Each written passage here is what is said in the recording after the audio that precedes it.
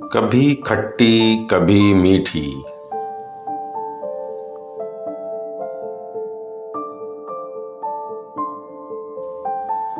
कुछ रिश्ते बहुत मीठे होते हैं, बस बातें कड़वी होती हैं। बहू कहाँ मर गई? अंदर से आवाज आई। जिंदा हूं माँ जी। तो फिर मेरी चाय क्यों अभी तक नहीं आई? कब से पूजा करके बैठी हूं। ला रही हूं माँ जी। बहू चाय के साथ भजिया भी ले आई। सास ने कहा, इतना तेल खिलाकर क्या मारोगी मुझे?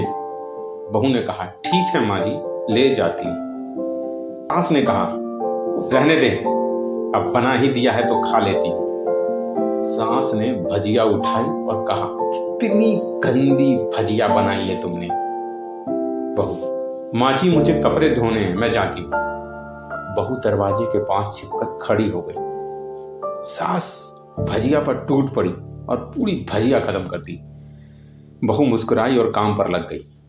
दोपहर के खाने का वक्त हुआ। सास ने फिर आवाज लगाई, कुछ खाने को मिलेगा? बहू ने आवाज नहीं दी। सास फिर चिल्लाई, भूखे मारोगी क्या? बहू सामने आई और खिचड़ी रख दी। सास गुस्से से, ये क्या है? मुझे नहीं खाना, इसे ले जाओ। बहू ने कहा, आपको डॉक्टर ने दिन में खिचड़ी खाने को कहा है, खाना तो पड़ेगा ही। सास मुंह फुलाते हुए बोली, हाँ तू मेरी मां बन जा। बहू फिर मुस्कुराई और चली गई। आज इनके घर पूजा थी। बहू सुबह 4 बजे से उठ गई। पहले स्नान किया, फिर फूल लाई, माला बनाई, रसोई साफ की, पकवान और भोज बनाया। सुबह के 10 बज गए। अब सास भी उठ चुकी थी। बहू अब पंडित जी के साथ भगवान के वस्त्र तैयार कर रही थी। आज ऑफिस की भी छुट्टी थी। उनके पति भी घर पर थे। पूजा शुरू हुई। सास चिल्लाती, बहू ये नहीं है, वो नहीं है। बहू दौड़ी दौड़ी आती और सब करती। अब दोपहर के 3 बज गए थे। आरती की तैयारी चल रही थी। पंडित जी ने सबको आरती के लिए बुलाया और सबके हाथों में थाली दी। जैसे ही बहू ने थाली पकड़ी, थाली हाथों से गिर पड़ी। शायद भोजन बनाते हुए बहू के हाथों में तेल लग गया था, जिसे वो पोंछना भूल गई। सारे लोग तरह तरह की बातें करने लगे। कैसी बहू है ये, कुछ नहीं आता, एक काम भी ठीक से नहीं कर सकती, न जाने कैसी बहू उठाकर लाए हैं, एक आरती की थाली भी संभाल नहीं सकी। उसके पति भी गुस्सा हो गए, पर सास चुप रही, कुछ नहीं कहा, बस यही बोल के छोड़ दिया, सीख रही है, सब सीख जाएगी धीरे धीरे। अब सबको खाना परोसा जाने लगा। बहू दौड़ दौड़ कर खाना देती, फिर पानी लाती। करीब 70-80 लोग हो गए थे। इधर 2 नौकर और बहू अकेली, फिर भी वहां का सारा काम बहुत ही अच्छे तरीके से करती। अब उसकी सास और कुछ आस पड़ोस के लोग खाने पर बैठे। बहू ने खाना परोसना शुरू किया। सबको खाने जैसे ही पहला निवाला सास ने खाया, तुमने नमक ठीक नहीं डाला क्या? एक काम ठीक से नहीं करती, पता नहीं मेरे बाद कैसे यह घर संभालेगी। आस पड़ोस वालों को, मेरी नाक मत कटा देना, गाना नहीं आता तो मत गा, वापस आ जा। बहू मुस्कुराई और गाने लगी। सबने उसके गाने की तारीफ की। सबने उसके गाने की तारीफ की और सास मुंह फुला सबने उसके गाने की तारीफ की और सास मुंह फुलाते हुए बोली, इससे अच्छा तो मैं गाती थी जवानी में, तुझे तो कुछ भी नहीं आता। बहू मुस्कुराई और चली गई। अब रात का खाना खिलाया जा रहा था। उसके पति के ऑफिस के दोस्त साइड में उसके पति के ऑफिस के दोस्त साइड में ड्रिंक करने लगे। उसका पति चिल्लाता, थोड़ा बर्फ लाओ, तो सास चिल्लाती, यहाँ दाल नहीं है। फिर चिल्लाता, कोल्ड ड्रिंक नहीं है, पापड़ ले आओ। इधर उधर आखिर में उसके पति की शराब गिर पड़ी। उसके एक दोस्त पर और बोतल टूट गई। पति गुस्से में 2 झापड़ अपनी पत्नी को लगाते हुए कहा, जाहिल कहेगी, देख कर नहीं कर सकती। तुझे इतना भी काम नहीं आता। सारे लोग देखने लगे। उसकी पत्नी रोते हुए कमरे की तरफ दौड़ी। फिर उसके दोस्तों ने कहा, क्या यार, मूड खराब कर दिया, यहाँ नहीं बुलाया होता, हम कहीं और पार्टी कर लेते। कैसी अनपढ़ गवार बीवी ला रखी है तूने, उसे तो मेहमानों की इज्जत और काम करना तक नहीं आता। तुमने तो हमारी बेइज्जती कर दी। अब आस पड़ोस की औरतों को और बहाना मिल गया था।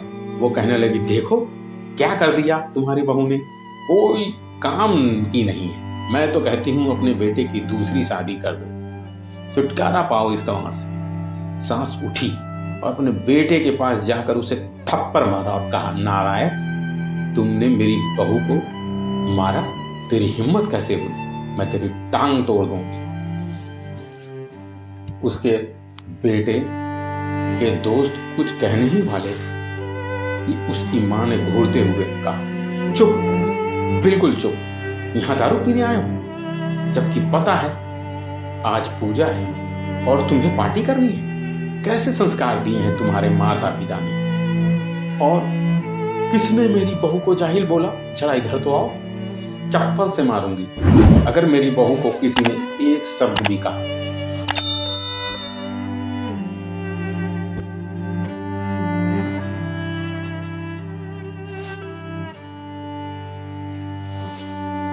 अरे पापी, तूने उस लड़की को बस इसलिए मारा कि तेरी शराब टूट गई।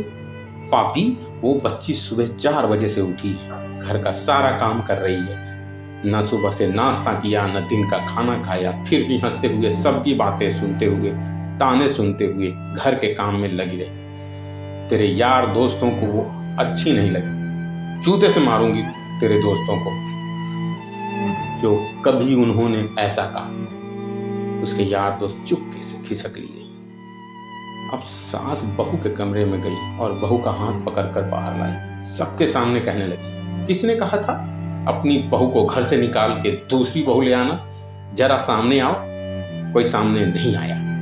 फिर सास ने कहा, तुम जानते भी क्या हो इस लड़की के बारे में, ये मेरी माँ भी है, बेटी भी है। माँ इसलिए कि मुझे गलत काम करने पर डांटती है, और बेटी इसलिए कभी कभी मेरे दिल की भावनाएं समझ जाती है, मेरी दिन रात सेवा करती है, मेरे 1000 ताने सुनती है, पर एक शब्द भी गलत नहीं कहती, न सामने न पीठ पीछे। और तुम कहते हो दूसरी बहू ले आओ, याद है ना छुटकी की दादी, अपनी बहू की करतूत। सास ने गुस्से से पड़ोस की एक महिला को कहा, अभी पिछले हफ्ते ही तुम्हें मियाँ बीवी भूखे छोड़ घूमने चले गए थे।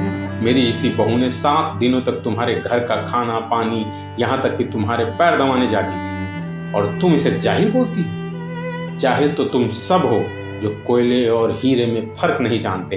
अगर आइंदा मेरी बहू के बारे में किसी ने एक लफ्ज भी बोला तो मुझसे बुरा कोई नहीं होगा, क्योंकि ये मेरी बहू नहीं, मेरी बेटी है। बहू सिसकते हुए फिर कमरे में चली गई। सास ने एक प्लेट उठाई, भोजन परोसा, बहू के कमरे में खुद ले गई। सास को भोजन लाते देखा तो बहू ने कहा, अरे माँ जी, आप क्या कर रही हैं, मैं खुद ले लेती।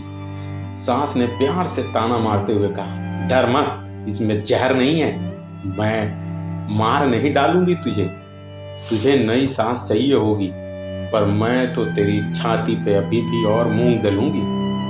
मुझे अभी भी तू ही मेरे घर की बहू चाहिए। बहू ने अपनी सास को रोते हुए गले से लगा लिया। सास भी रो दी पहली बार और कहा, चल खाना खा ले। फिर मजाक करते हुए कहा, फिर मेरे पैर दबाने चले आना, और ये ख्याल मन में मत लाना कि सास पैर बोलती है किसी दिन मैं इसका गला दबा दूंगी, क्योंकि कभी मैं भी यही सोचती थी। दोनों खूब हंसने लगती हैं।